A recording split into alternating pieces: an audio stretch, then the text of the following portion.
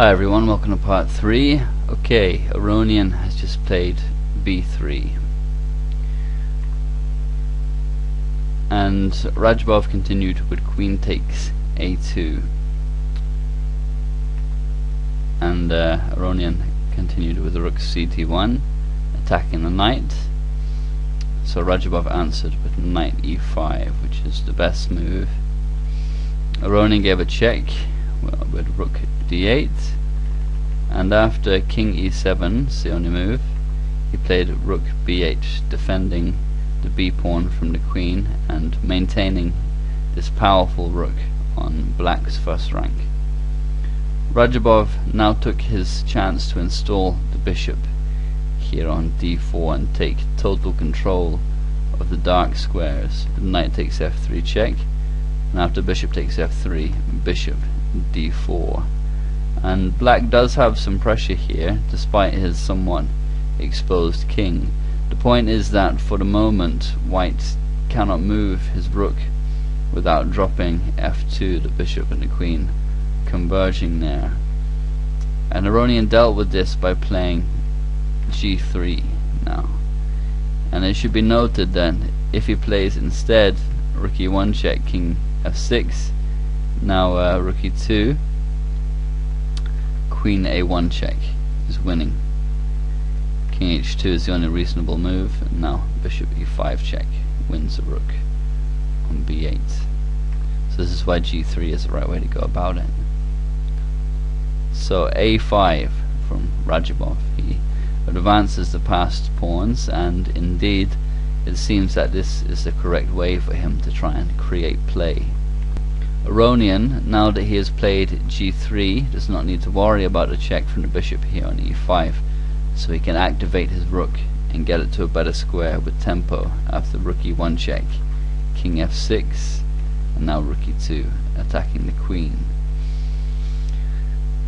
Although this does give black the idea of playing queen b1 check, and after king g2 a4, exploiting the pin on the b3 pawn because the queen and the rook are facing each other. And this looks pretty dangerous for white because this a pawn is now going to become passed.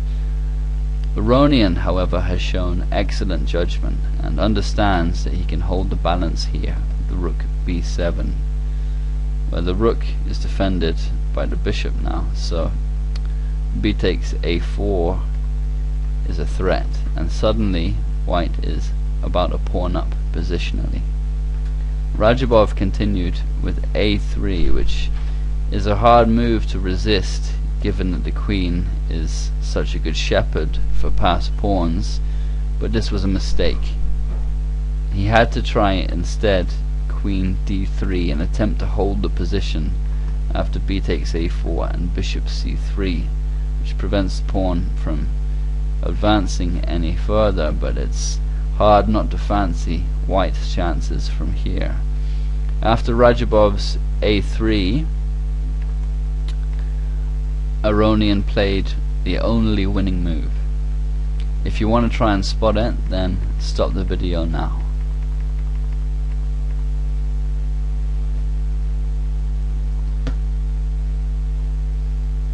Bishop d5 is the move. It's threatening a mating attack with rook takes f7, and this is much stronger than the equally tempting rook e7, because now black can draw with a2 and white has to take the perpetual here with the rook takes f7 check. Black can't play king g5 or h4 check, and rook takes h7 is going to be mate, so he must play king e5. You know, he can also play king e6, but it makes no difference because white continues with the rook b, e7 check, king d6, rook d7 check, king e5, rook d7 check, king d6, rook d7 check, king e5, and so on. He can't play king e6 here, or now bishop g4 is going to be good. But bishop d5 is mating in 2, so that's obviously better. King e5 and f4 is mate. So white will achieve the perpetual here, but of course that's no good when you can have a mate instead, and this is why bishop d5 at this stage is stronger than the rook to e7. So Radjabov continued with a2. He presses on with the passed pawn, and now he cannot avoid the loss. However, it seems that there was no escape from the white attack, and there are no other useful moves for black to play anyway. So rook takes f7 check, forces king g5, and now actually an inaccuracy from Aronian with h4 check. Although this is still winning, much stronger was rook e7, where black is helpless to the threat of f4 check, and rook takes h7 is going to be mate. By playing h4 check first, Aronian gave Radjabov further defensive resources, which he used, and although it does not change the outcome, it takes a little longer to get the win. From here, in the sample alternative variation, black may as well queen the pawn.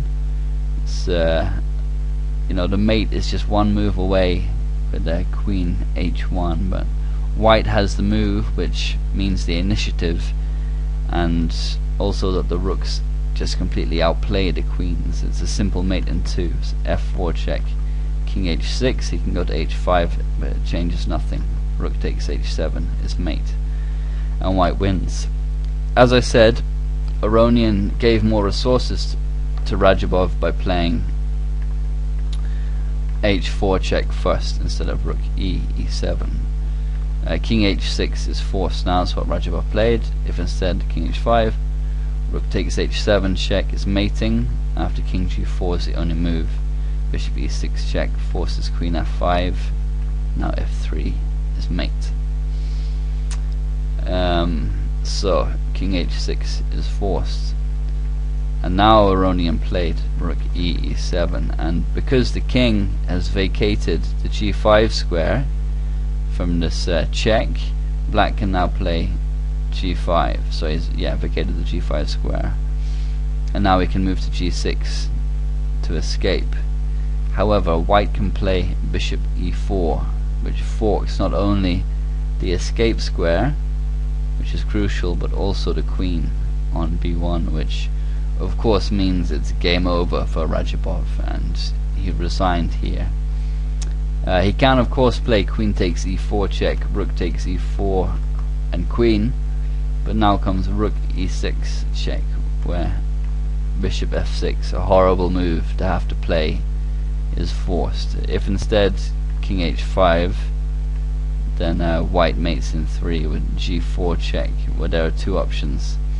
If king takes h4, then rook h6 check, king takes g4, f3 is mates, and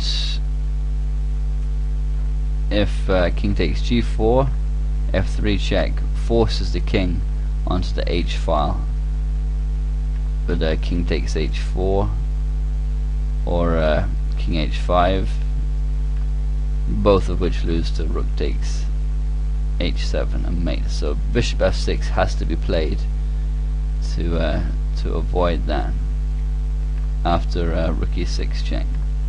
So bishop f6, now of course rook e takes f6 check, and now horribly for black, queen takes f6 is forced, after which it's a simple win of course. If instead the king h5, rook takes h7 check, king g4, f3 is again mate. So it was a great game from Aronian, who had been in strong contention throughout the tournament, but just lost it a little bit in the later rounds. I'm sure we haven't seen the last of him by any stretch of the imagination, and we may well see him take on Carlsen for the world title next year. So I hope you enjoyed the game. Please leave any comments or thoughts. Thanks very much.